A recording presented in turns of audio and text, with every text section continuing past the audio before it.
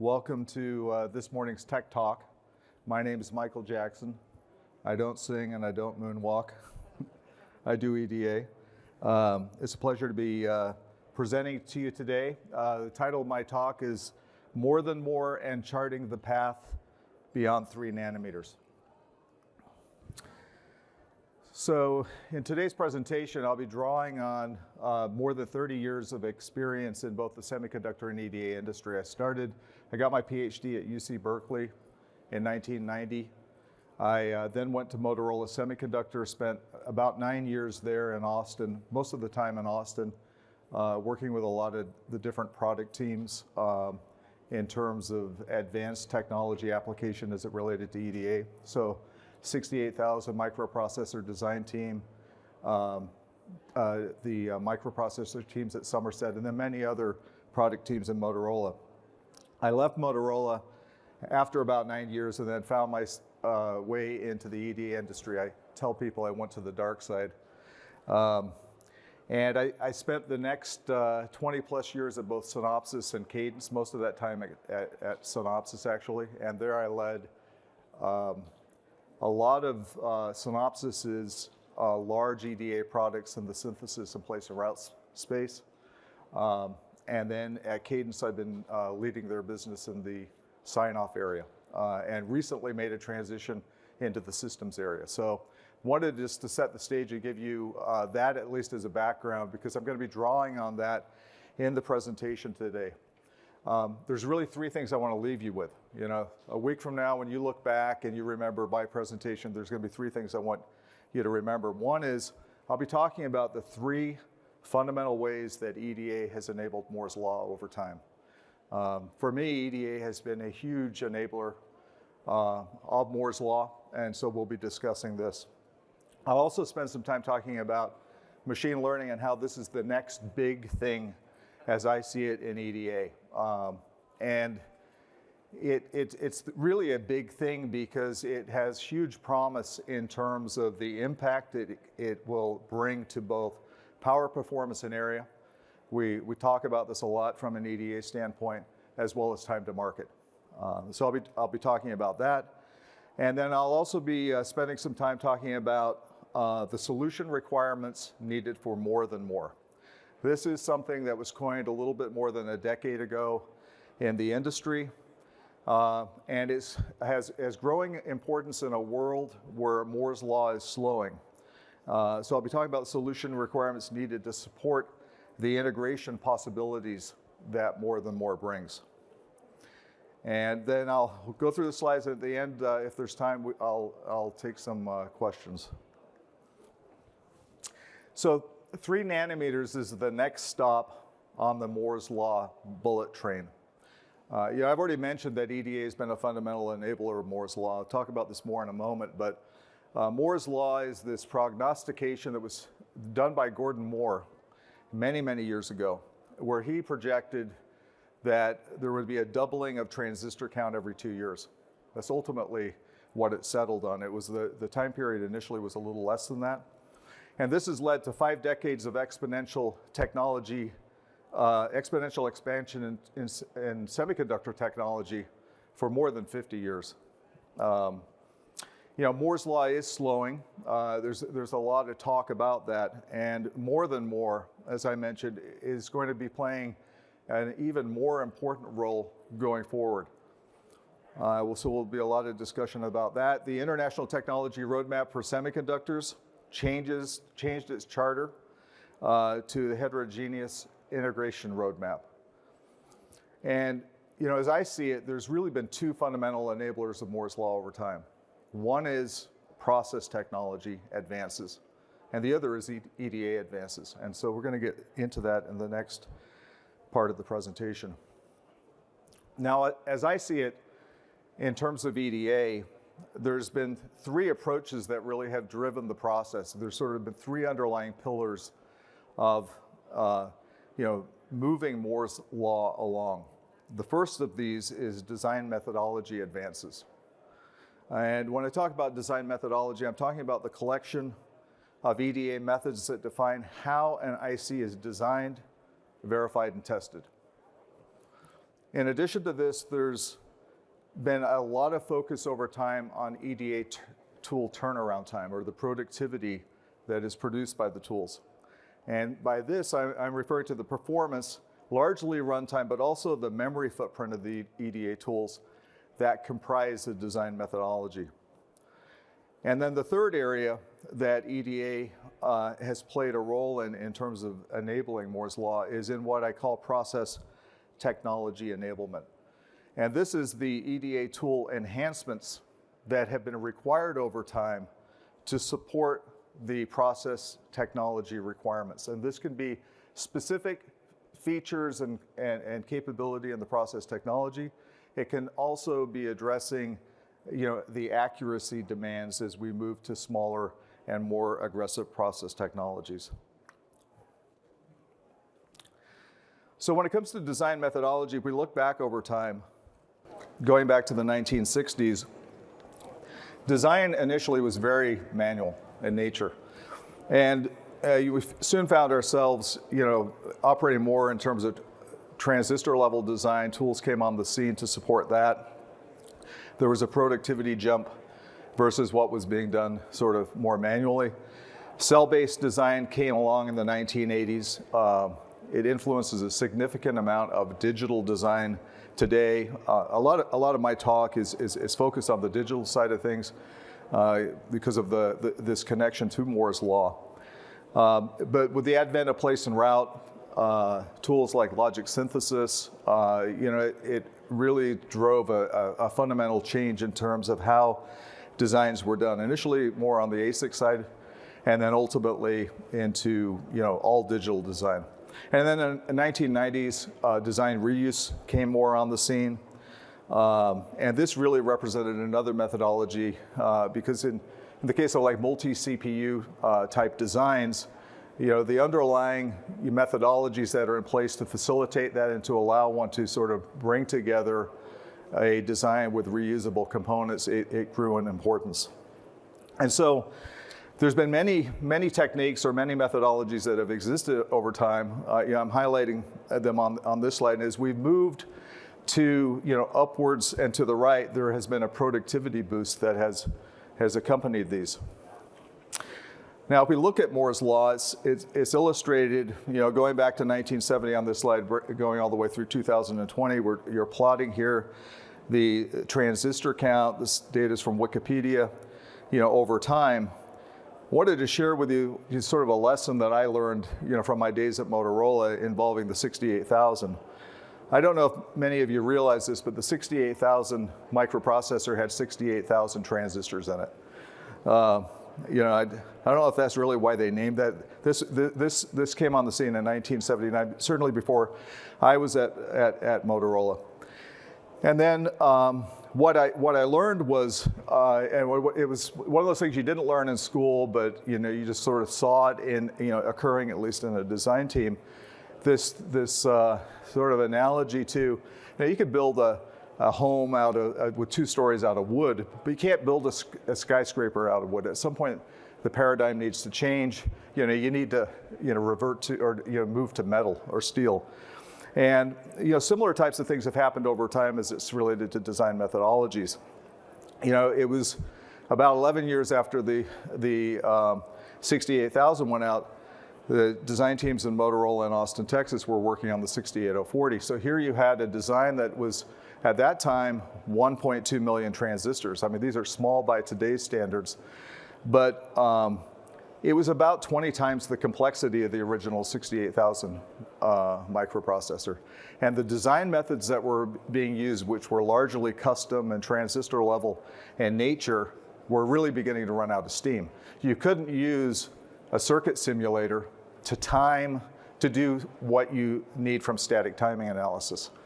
And the team that was working on the 040, and I was working with them on the follow-on project, which was the 060, there was this realization that they needed to change their approach to design because it was literally running out of steam.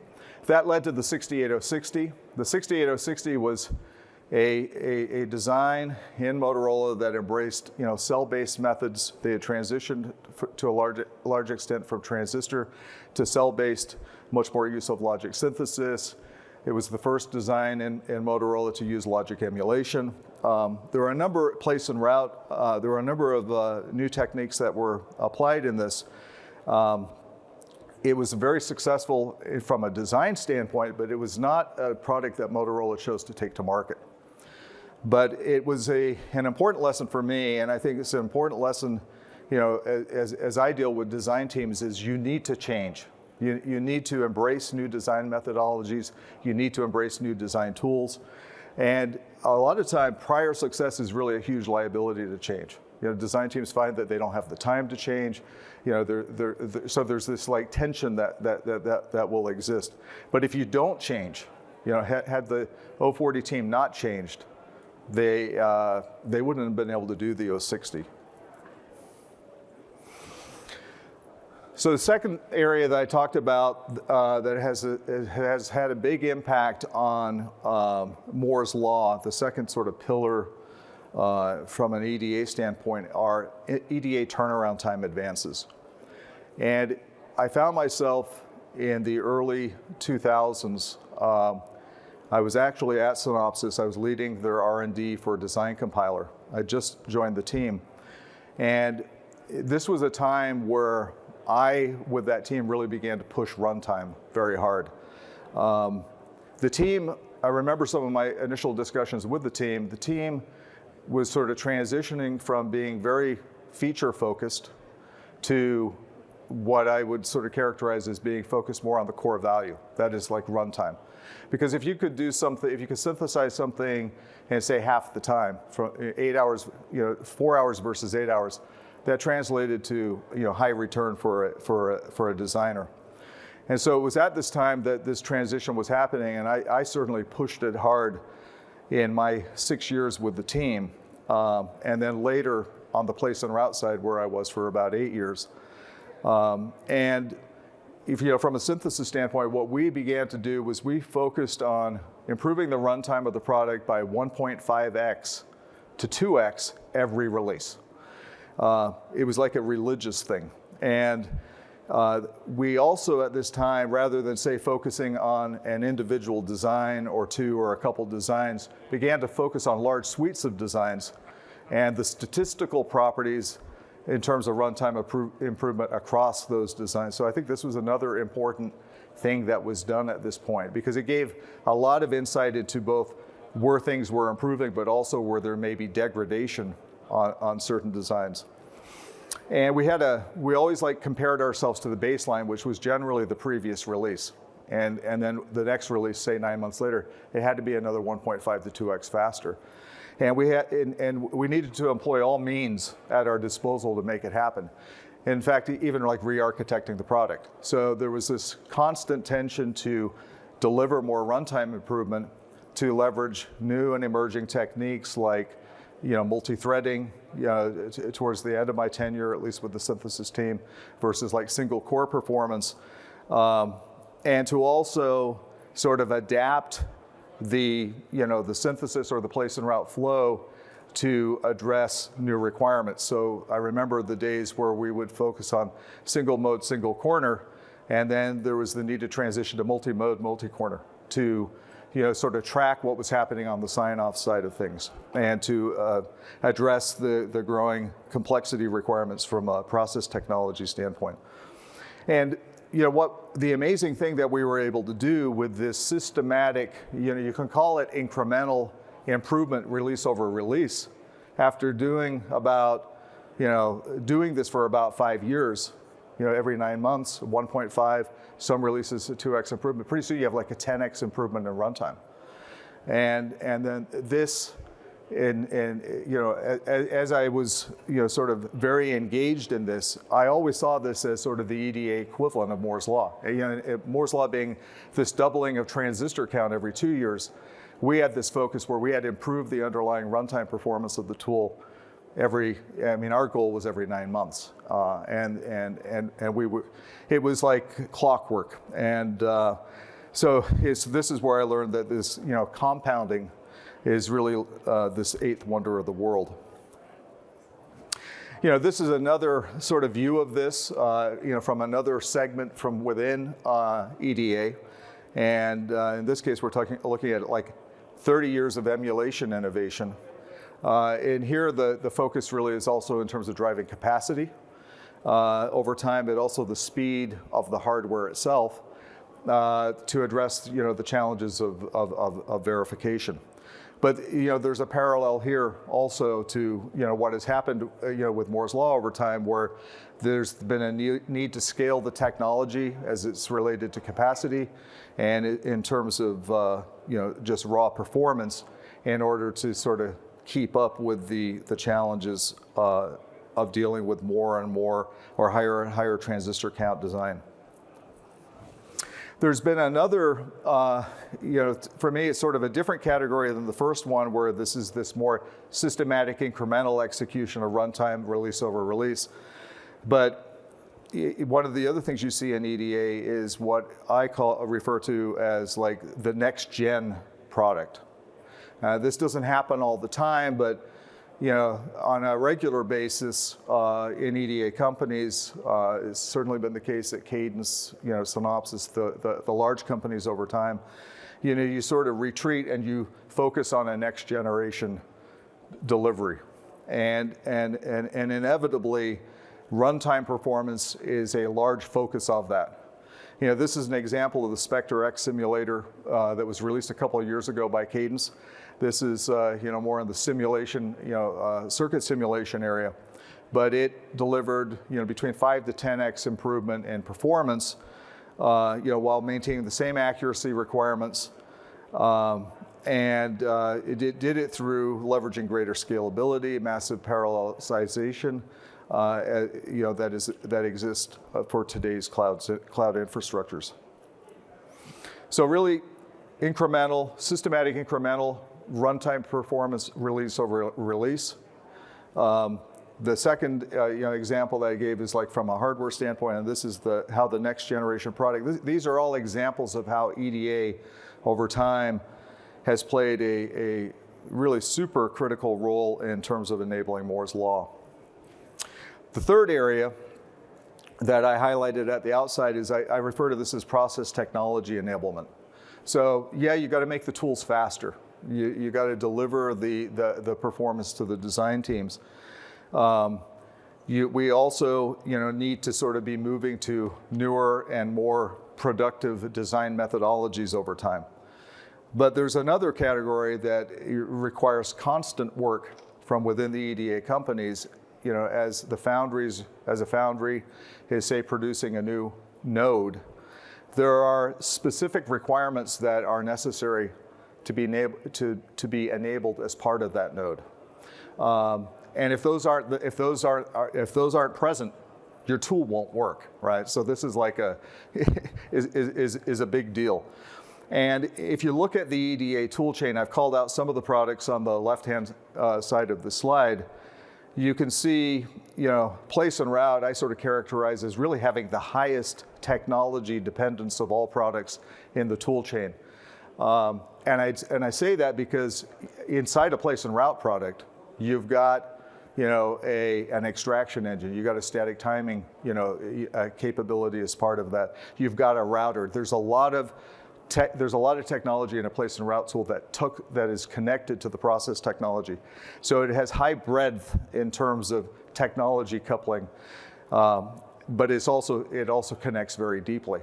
A tool like a static timing analysis tool or a physical verification tool, they also have high coupling to the technology dependence, high technology dependence, but it's not as broad as what you get in the place and route tool. Place and route tool generally is the most complex tool in the EDA tool chain. And then as you sort of go down the list, you get to like logic simulation at the bottom. The technology dependence is a lot lower. And so I say this because, in the tool chain itself, the tools that have the higher technology dependence have higher change in them with every new node. And so this ends up being a significant focus. You could call it like a tax on the R&D teams where there is higher technology dependence. And you can see over time, what I'm illustrating on the right-hand portion of the slide is, as foundries have moved to more and more advanced nodes, there are different requirements that have emerged over time. And I characterize these as really being of two types. One is hard requirements, and these are requirements that must be done. And then soft requirements, which oftentimes connect more to things like accuracy. They're needed to enable improved analysis and optimization at new nodes. It's not as black and white. But like in the case of the hard requirement, for example, at 20 nanometers, when double patterning was part of the process technology, the router had to fundamentally change. It was a significant project, a significant amount of work. So this is this like third category, that EDA has contributed and helped enable the process technology in this case, and thereby, help move Moore's law forward. I wanted to share with you an example. If we take, say, 3 nanometers as an example, it's oftentimes not just one technology.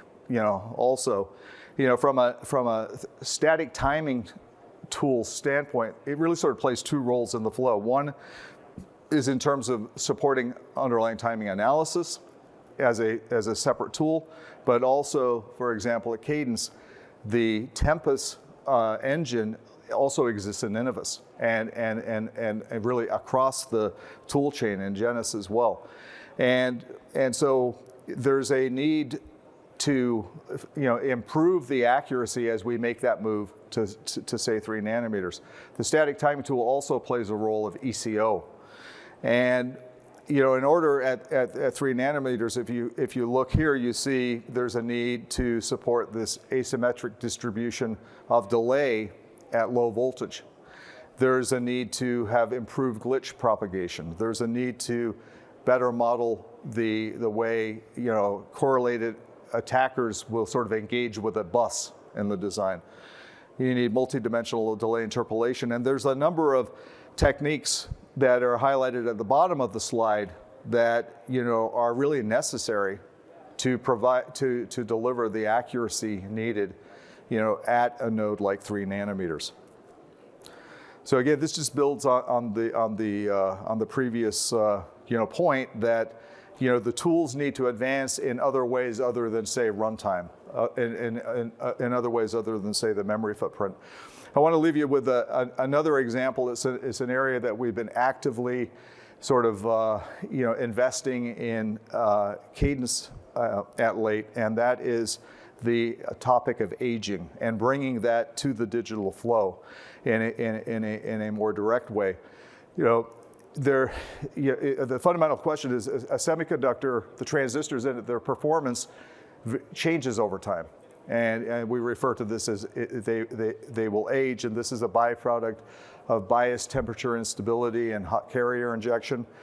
And for certain end markets, take automotive as an example. These are generally markets where the product lifetimes are longer. You've got things like automobiles or in the medical sector or aerospace and defense or in industrial, and these the product lifetimes are longer. And so a consideration is, how will my product performance change over time? Do I have a problem in the future? And how do I design it today in such a way so that it does work over over the long haul, and not sort of build too much margin into that, not trade off too much power performance in area. So this is the problem that we're sort of looking at. And for more advanced nodes where hot carrier injection is a bigger issue, oftentimes you have higher frequencies, so more switching activity. Device aging is a growing area of interest, for design teams. And so we've been investing in this area to provide a much more accurate way to, analyze the aging effect and to do optimization for it as it relates to the digital flow. And so this is another like soft requirement example for me. It's not directly attached to, say, a specific node. There is a technology dependence element to this, but there's also a end market or vertical connection as well. So earlier I showed you a variation on this slide, and that was highlighting how different design methodologies have come on the scene over time. I'm now going to transition or shift gears and talk about the second section of my presentation, and I'm going to talk about machine learning and the impact that this is having and will have on EDA going forward. I see this, as I said earlier, as really the next big thing.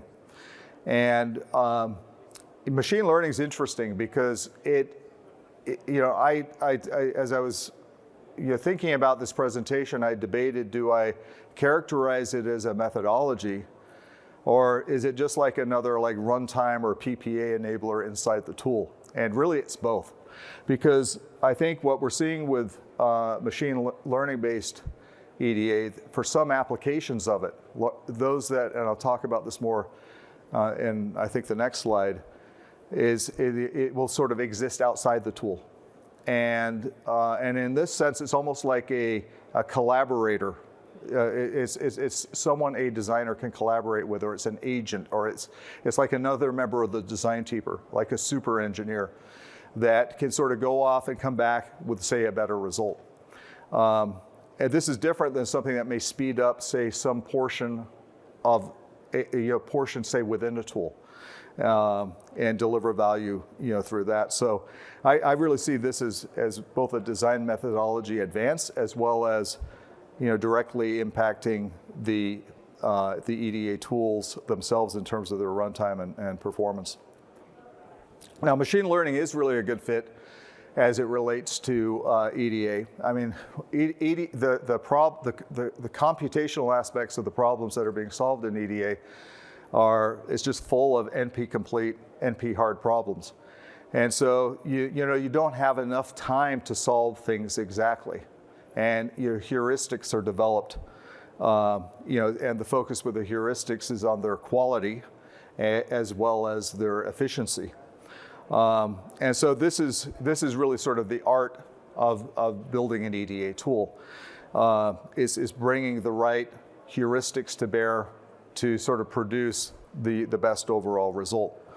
And also as part of the design process, over design and margins are also exist and can impact things like the power, performance, and area. But with machine learning, the robust pattern matching framework that it provides, can help reduce the over design and the margin inefficiencies, and also deliver improved power, performance, and area, and faster turnaround time. This is a view of where machine learning is being invested, in Cadence today, and the color coding here sort of denotes whether it's happening inside the tools, whether it's happening outside the tools, or if it's also enabling machine learning. So for example, our Tensilica AI platform, this is an enabler of AI, for our customers. So this is a sort of a different type of impact. I'll be talking in the coming slides about some of these technologies in a little bit more detail, and what types of gains we're seeing and why we're really so excited about it at Cadence. First one I want to talk about, I know in Jay's presentation that preceded mine, he referred to the Cadence Cerebrus technology in his sort of like financial analysis of the EDA market. But if you look at, this is an example of a tool or technology that exists, say, outside of a tool. In this case, really being synthesis, place and route, and static timing analysis in the digital flow. And that's reflected on the left-hand portion of the slide. But if you were to look in a design team and look at what they do with time as they're sort of focused on producing and taping out their design, inevitably they're launching many runs of the tool. They're configuring it differently with different options and different settings. They are reviewing the results. They're collecting the results, they're reviewing them, and based on what they're seeing, they'll adjust the strategy, if you will, for the design flow. What Cadence Cerebrus is focused on is really sort of automating all of that, work that is going around the tool chain, and to produce optimized results. And the results are more optimal in terms of runtime, as well as power, performance, and area. And so we from a runtime or turnaround time standpoint, it's not uncommon for us to see numbers like on the order of 10x. And when you consider the fact that fewer designers are needed, the productivity gains, which would be designers times time, can go beyond like a 10x kind of number. And then you can see the power, performance, and area pushing improvements on the order of like 20%. Not in every case, but you can see it in many cases. And so this is why this is a very compelling technology, and also why it's very exciting. This is the use of Cerebrus on Cadence Cerebrus on a 5 nanometer CPU. The performance target of the CPU was 5 gigahertz. The tool was automatically able to improve the performance of the design, and to do it substantially faster than a design team was able to. So in the case of the design team, it took many engineers many months. They were like 3 months. One engineer with Cadence Cerebrus was able to produce a better result in 10 days. And in this particular case, the improvements were in terms of frequency. It was in terms of total power, leakage power, as well as density. You can see that highlighted on the lower right part of the slide. Numbers ranging up to 14% for frequency. So very, very significant in that regard. Another example where we're applying machine learning is in the area of like logic simulation. This is with our Xcelium ML tool. And we're focused on here on compressing the regression turnaround time. And so this is based on sort of like initial learnings that are performed, by the tool in an initial regression run. And then then there's the focus on, being able to get to that type of result faster, while retaining the behavior of the regression. This is from some data that has been generated through engagement with customer. We're seeing regression CPU compression ranging from 3 to 4.5x on these 3 examples. And you can see on the right-hand portion of the slide, the coverage remaining at 99%. So this is yet another example of machine learning. Another one that I wanted to highlight is in a former product of mine in the area of standard cell characterization. We have our Liberate Trio product, and we've been investing in machine learning there. And if you think about it, standard cell characterization involves running millions and tens of millions of simulations. And the question is, can we be more efficient in terms of how we do that? Is it necessary to run every one of those? Can we intelligently reuse simulation results? Can we accurately predict simulation results? And that's really our focus here. So this leverages a multi-dimensional machine learning architecture and enables us to do things like cross PVT prediction. So to do intracell PVT prediction as well. And the compounding benefit of each of these sort of advances, enables ultimately a 10x reduction in terms of CPU time for standard cell characterization. So some of these advances that I'm highlighting here have been achieved, and some of this is also on our roadmap. But this is another example of the application of machine learning to streamline and produce greater productivity. The last example I wanted to share with you is one that I'm especially excited about. This is a new business area I'm focused on, and we're looking at the application of machine learning to printed circuit board design. PCB design, for me, it's interesting. I joined this team about 2 months ago, and as I look at what's done in the PCB space, the level of automation that has been applied is not what has happened on the IC side, over time. It's more of a custom, type of an approach. But we've been investing in this area for a number of years, for a few years now.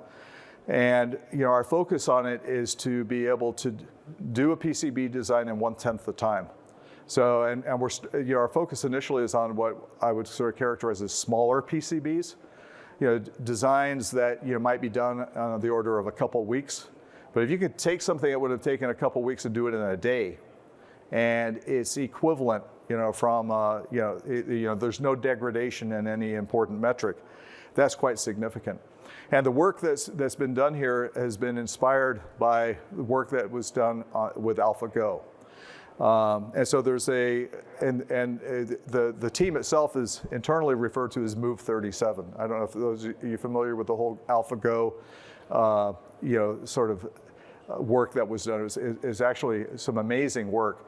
But Move 37, when the AlphaGo software was going against the top Go player in the world in a best-of-5 series, in the second game, Move 37, the software did something that sort of like people didn't understand at the time. It was like a move of brilliance. People were like, why did it do that? And then later, it was a move that sort of changed the course of the game.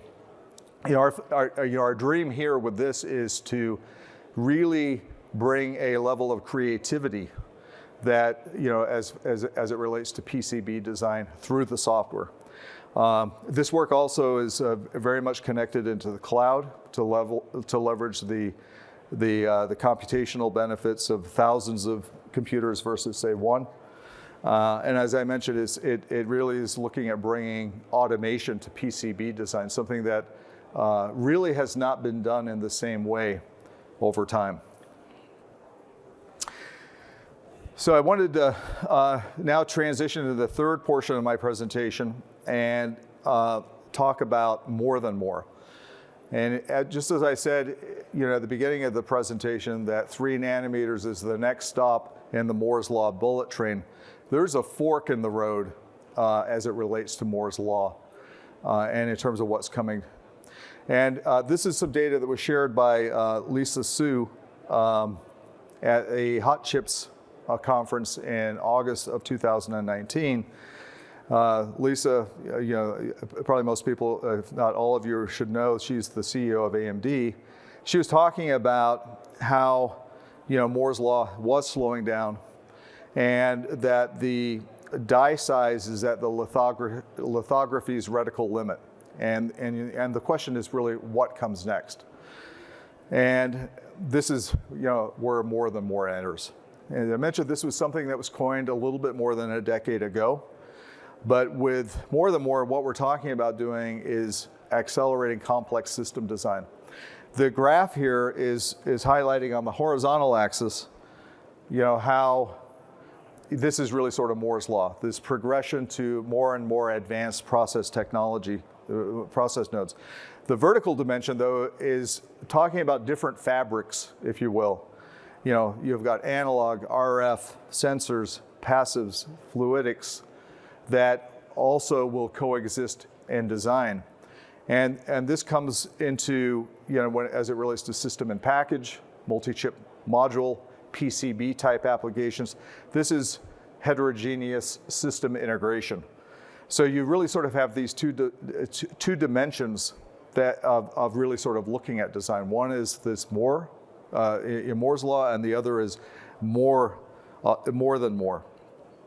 And this approach requires new 3D design methodologies. It requires advances in terms of 3D EDA turnaround time, and it also requires 3D process technology enablement. So just like Moore's Law has required advances in each of these areas, the same thing exists for more than more.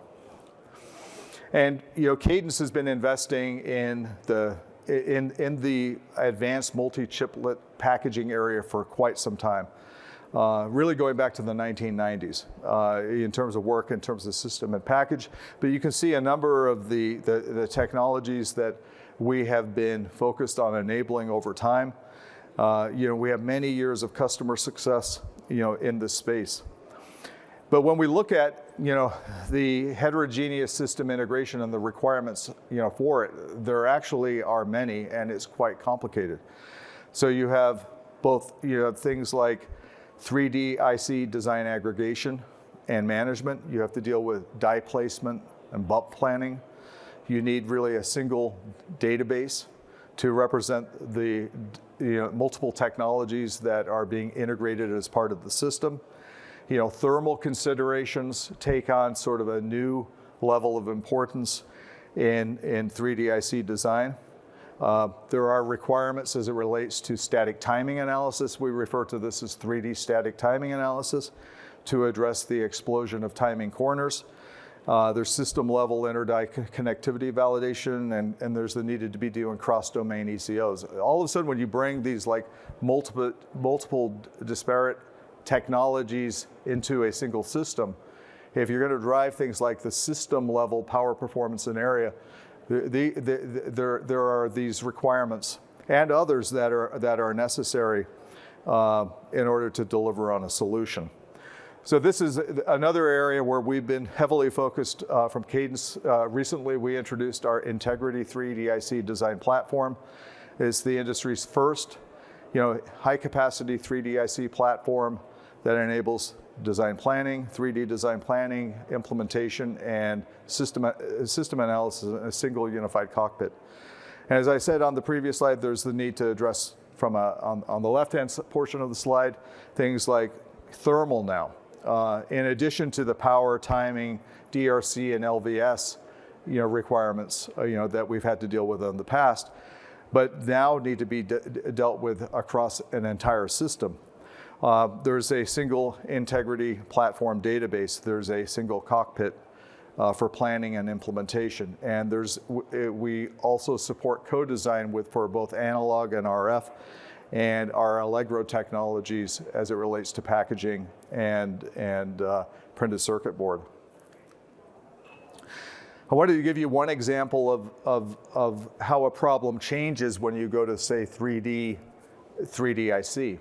And one of the big challenges that you deal with in just a single IC design has been the growing number of corners that one needs to sign off at over time, and the associated computational demands that are needed by a farm to support the needed analysis. But for a simpler 3D IC that I'm sort of illustrated on the left-hand portion of the slide, here we have two fabrics, like on an interposer or on a substrate. On the light blue one, you have 6 total process corners. On the green one, you have 12 total process corners. And in the substrate, you've also got 12 total process corners, and you've got 4 temperature corners to deal with. So there's this multiplicative growth in terms of the number of sign-off corners. You very quickly, with this, you get to about 3,500 sign-off corners that you need to deal with, or that you need to analyze. And this is an example, as I spoke about earlier, where you need the EDA tool to sort of grow and advance and address this new requirement. And in the case of our tempostatic timing tool, we leverage what we refer to as this rapid automated inter-die analysis, or RAID for short. It helps significantly reduce the STA corner data in the application of the 3D design. You've got concurrent multi-mode, multi-corner technology that is also being harnessed. This helps simplify job management and the compute demands. Boundary model technology is being leveraged as part of our hierarchical solution to provide die-level abstraction for data reduction. And then we're also leveraging the ECO capabilities of the static timing tool to address cross-die system PPA optimization. So it's, with 3D IC, I mentioned it requires 3D design methodologies, it requires 3D turnaround time advances, and there's also the need to support the work that is needed in the process technology enablement. So this brings me to the conclusion of my presentation. I I hope you all enjoyed this and found it interesting. As I mentioned, when you think back on this presentation, a week from now, there's 3 things I want you to remember. The first thing is that EDA has really been a fundamental enabler of Moore's Law over time. And this is really thanks to advances in a number of areas, but they can be categorized into design methodology, EDA turnaround time advances, and then also process technology enablement. I also spoke in today's presentation about what I see as really the next big thing in EDA, and that is machine learning. We're in the midst of a very exciting time right now. There's a lot of investment that is being made by the EDA companies. I talked about a lot of the advances that are going on inside Cadence. And the reason why this is big is because of the impact that it has in terms of turnaround time, as well as power, performance, and area, and what can be achieved there. And then in the last segment of the presentation, I talked about 3D IC design. This is another very important area that's seeing a lot of research, a lot of investment. And just like in Moore's Law, there was this need to evolve the design methodology and the turnaround time and the process technology enablement. We have the same challenges here. And this is key to enabling more than more, or what others will refer to as heterogeneous system integration. So thank you for your time.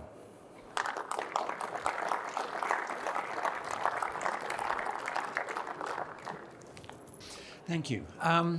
With regard to machine learning, it seems as though it's going to require a change in your relationship with your customers. They have the data on which you could do training, but they only have the data for their designs. How are you as an EDA company going to get enough data to be able to aggregate that together to do, model development and to build some of these systems? Well, I think that the answer is there's a lot of data that exists, even say within an existing company. And for example, the many runs that are done, the many designs that are being done, the many blocks that are being optimized, like with the Cadence Cerebrus technology. If you look within companies, there are hundreds, thousands, many designs that can be done over time. And so I think there's the leveraging of that data that exists. I think doing it across companies becomes a different challenge, because the data is really sort of the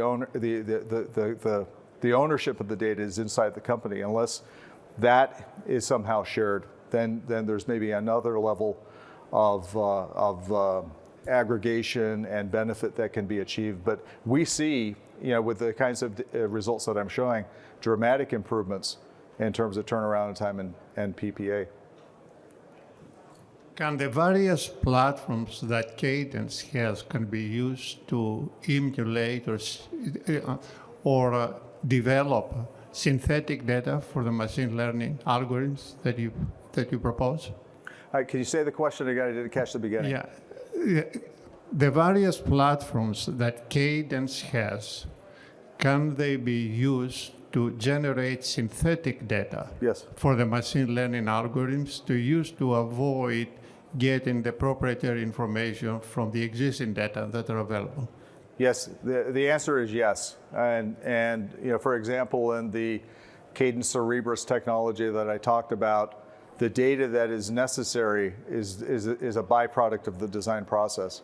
So this data is available and is leverageable, and we do that to drive the benefits that I highlighted. ML is a 10x technology, not an incremental technology. How do you see the development of these and adoption of these 10x technology waves versus, say, the incremental product cycles that you I mean, it's a great question. The question is, how do I see the adoption of these like 10x technology products, like machine learning? And that really has to be, a key design consideration in the design of it. Because if the products are not designed right and they're difficult to use, then it's going to impact their adoption. In the case of like the Cadence Cerebrus technology I talked about, it actually it's very easy to adopt, as it relates to, say, the design flow and the results, because it wraps around the existing tools, and it's not it is not disruptive, from an adoption standpoint. The Excellium machine learning-based work that I talked about as well for logic simulation, this also is more hidden in the tool. So I think this really has a lot to do with how an EDA R&D team will design the R&D work itself. This needs to be, upfront and center, at least as part of the development process. It looks like ML is being applied across your whole ecosystem or all your tools. Can you give us an idea of the top 2 or 3 tool families or sets or design spaces that you think ML will have the biggest impact? I think it's going to have an impact really on all, because in all product areas, so the question is, at Cadence, the questioner was commenting on the fact that the ML work touches many tools and products. And are there, say, 1 or 2 areas or 2 areas where I think the impact's going to be, say, the greatest? I think, I expect, and I think the challenge is that for it to impact all areas. I don't see it as being, say, only applicable in one versus another.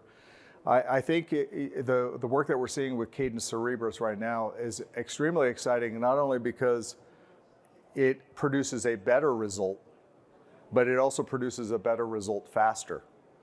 And so certainly in that space where, power, performance, and area and time are key, I have high expectation. But if you look at one of the things that EDA tools have really had to do over time, they're always optimizing their problem.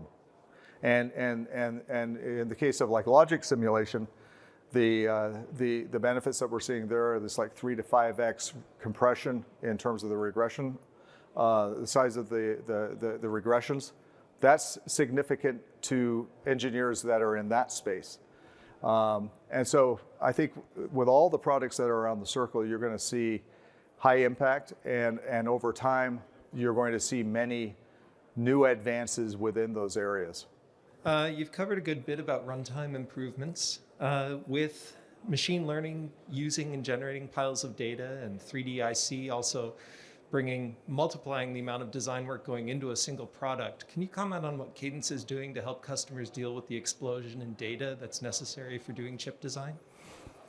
Yeah, I mean, this is another area that we're sort of focused, on investigating in terms of like data platforms. So this is an active area of focus, and so I would say like stay tuned. We're aware of that, and we see that there is investment that's taking place in those areas.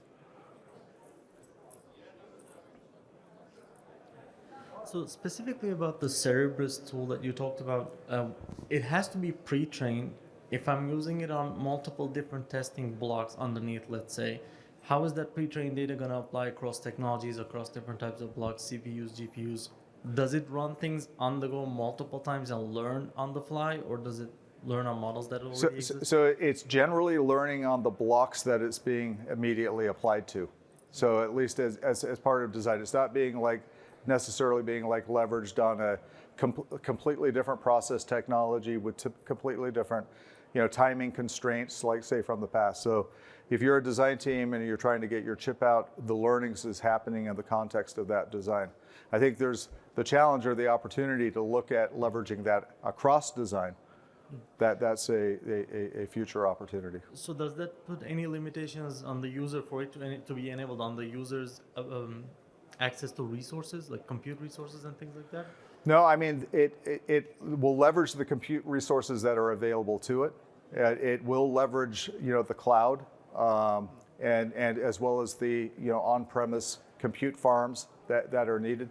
And so the demands there are, can be significant, but also the benefits can be as well.